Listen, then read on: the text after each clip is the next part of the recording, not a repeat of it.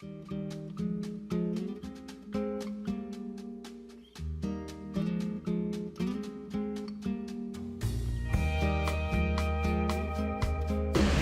we are refreshed with some lunch and ready for action.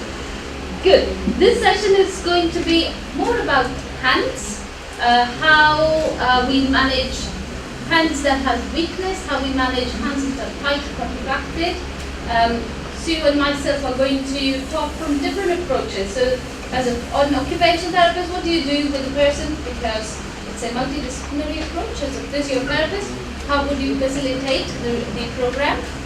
And what's the ultimate goal? Where is the patient going towards after these inputs? What do we really want the person to achieve? So that's what we will be talking about. So again, it's an interactive session. If you guys want to come closer so we can share experiences, because I understand most of you are therapists, most of you. So we can share rehab assistants. And rehab assistants.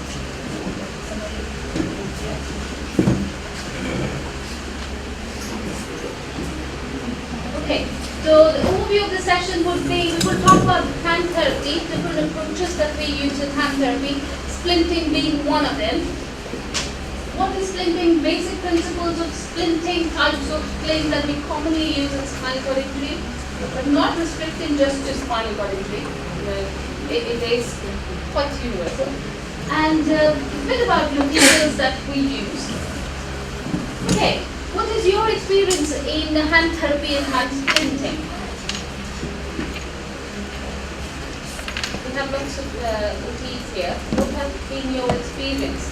Frustrations, positive, negative, anything? Anyone using splinting? My lecturer is here. Alright, student and lecturer both are here. And you've been using it a lot, and we were talking over lunchtime that it's your own effort. You're doing it from your, sometimes from your own. As an OT or a hand therapist, anyone can do splint with any material that is available. It's not just we're having high-tech like thermoplastic. I've done splint with PVC pipes. Wow. Yes, with PVC pipes. You can flatten it and then you can use it. I've done with lead utensil lids, aluminium, putting on some neoprene on that. You can also use that one. Any material, even a piece of bamboo, you can use for splinting. So it's not restrict you not doing splinting because you're not having material. It's normally giving something that patient will be benefits of it. Anything that you can mold into a splint. Yes. Because a splint by definition itself is like a pivot system. It doesn't tell you that a splint should be of thermoplastic or neoprene or to be of high materials. Exactly. When we go through this, we all would, I think, come and have the same understanding. It's all about positioning the hand in an appropriate position so you can prevent complications, you can get function, which can be done with anything. Yeah. The materials that we now use are slightly more sophisticated, but from the time when I learned on aluminium, which was horrible to work with, but they did great job.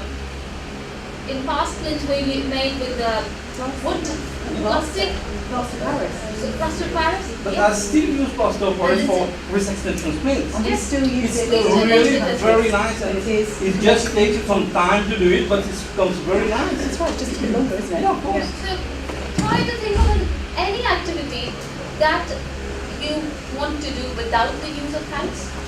Think of the activities that you can do without. Don't say walking because it's but anything without use of hands. Blow. Well, how functional can it be?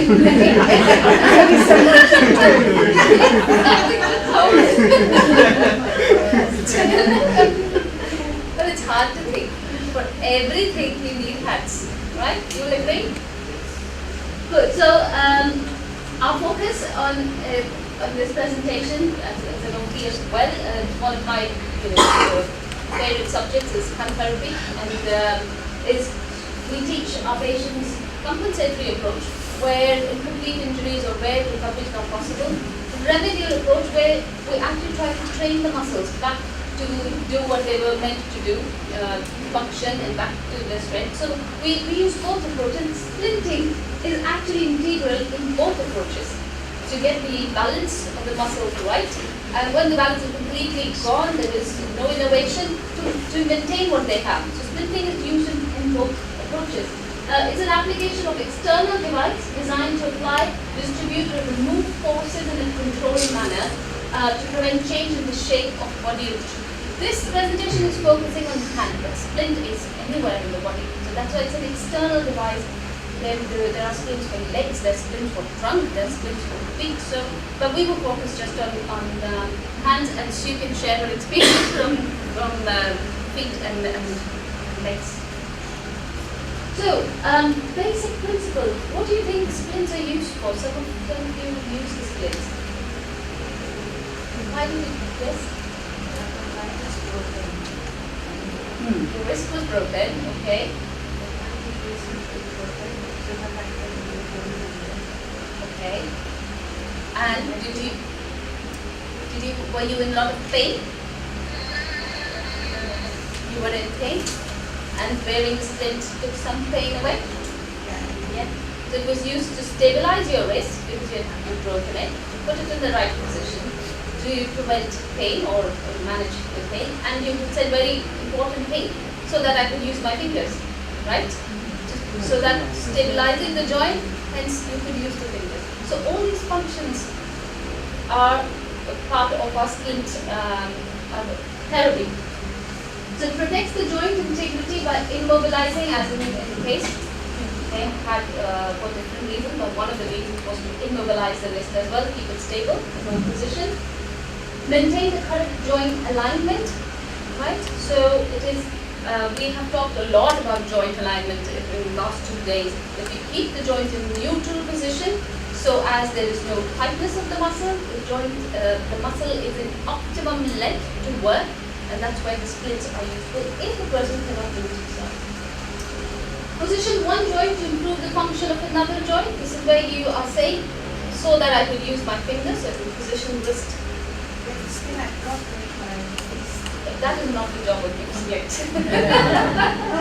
That would be, yes, stiffness, that will take time, but what the split did at that time was mobilize your wrist, stabilize it in neutral alignment, kept the length of the muscle that are passing through the joints in optimal length, and then it gave the stability at the wrist so you could use your fingers, right? So that was the purpose. Maintain the normal anatomical arches. This is one of the key things in hand therapy. So have a look at your hands. Is it completely flat? No. What do you see in your hands? Bulges, yeah. This is what we call arches. And for a hand to work optimally, you need to have these arches, because the arches are what? They are muscles. They're mounts, muscle mounts, collection of the muscles. And the muscles have to be in a line to work appropriately. If they are out of the line, they will not be able to work appropriately. So when you had your fracture, the wrist was flat like that, you may have noticed your hand must have gone a bit thinner than the other hand, because the muscles were not being used, and they got, we say, atrophy, then you just lose the muscle bulk. Okay? So the arches of the hand is most important thing when we are doing hand therapy or when we doing functional training of the hand. And if you look at your hand, you've got the longitudinal, means long, which is this arch. Okay? Then you have the transverse arch, which is this. Then you've got two of them, proximal and distal. One is this, which will be proximal. One is this, which is the distal. And you, in all circumstances, we want to maintain this arch, and we want to have a function of hands. And that's what we have to always bear in mind when we do splinting, right? It's no good to give a flat splint, because what has happened to the arch? It's no good to give a splint which keeps things like that. What happens to the arch? So question, this is not something you would find everywhere. It's a even in UK or European other country, it's not something that is always considered or paid attention to. But it is such an important thing, and it can make a huge difference to what you're trying to achieve. So always remember to maintain these arches, and when the person is being positioned, if you saw how we position the hand when the person was lying, it's all about the arches, right? We don't want hand like that. We don't want hand like that. We want it as much as close to the normal anatomical position. And it is patient specified with splints, as you would agree. They are made to measure for the patients, are they? You make them, but do you get splints in the market, something that they just buy off shelf and that you can get? And it's not necessary to fit everyone. Yeah? Which is good. There's something like braces, which is okay. Because, it's a flexible split anyway, and there's a slight stabilization. It's fine. But actual hand splints, they are made to measure. They have to, because everybody's hand is different. So they have to be specifically made for the patient, for it to do the job. And they have to be lightweight. Have you seen people with heavy plastic splints? And not just hand, it could be feet as well. We have seen them here, so that's why I'm asking. Yeah? Heavy? They're heavy?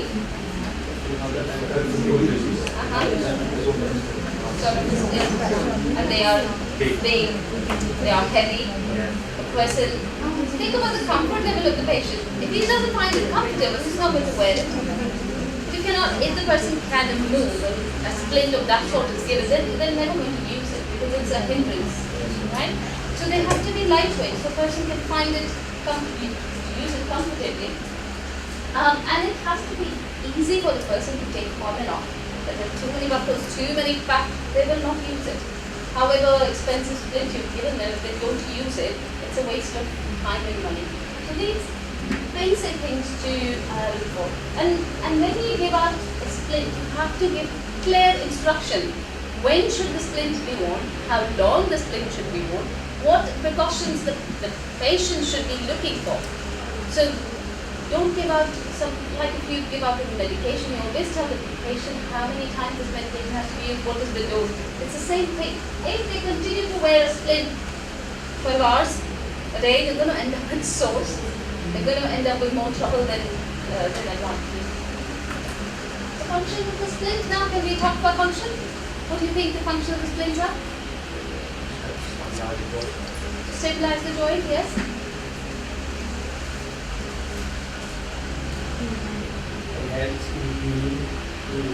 Yes, if it is given at the time fracture or any muscle imbalance or muscle tear, then it helps with the healing by immobilization. Yeah. Prevent contractures and deformities. It helps with the balance of the hand. So what I mean is that every action, as I said, has got two groups of muscles acting for that action. Okay. So they're called agonist and antagonist. Agonists and antagonists have to work together. So what it means is if I want to bend my finger, there is a group of muscle that's helping you to bend, but there is a group of muscle which is doing equally opposite job, that is to push my finger straight. One of them, the groups, if damaged, is going to take my finger out of balance. So either my finger is going to be like this, or my finger is going to be like this. So that balance, splinting can help to maintain where that balance is broken. And it can provide prolonged stretches for those patients who have tightness contractures and you're trying to get the length back in the pressure in the muscle. So it would provide prolonged stretch after you've done ranging, mobilization. Do you do that with the feet, hand to get the length? Or you've done it for say 30 minutes? Nerve injuries, spasticity. So they're always fighting the tone. So you've done the stretch and you left it. What happens to them? They will bounce back at the same position for the rest of 23.5 hours. So splinting can help to give that prolonged stretch when you're not there. And the guideline says that splints can be applied for, if they're applied for 4 to 6 hours a day, it's a good enough stretch.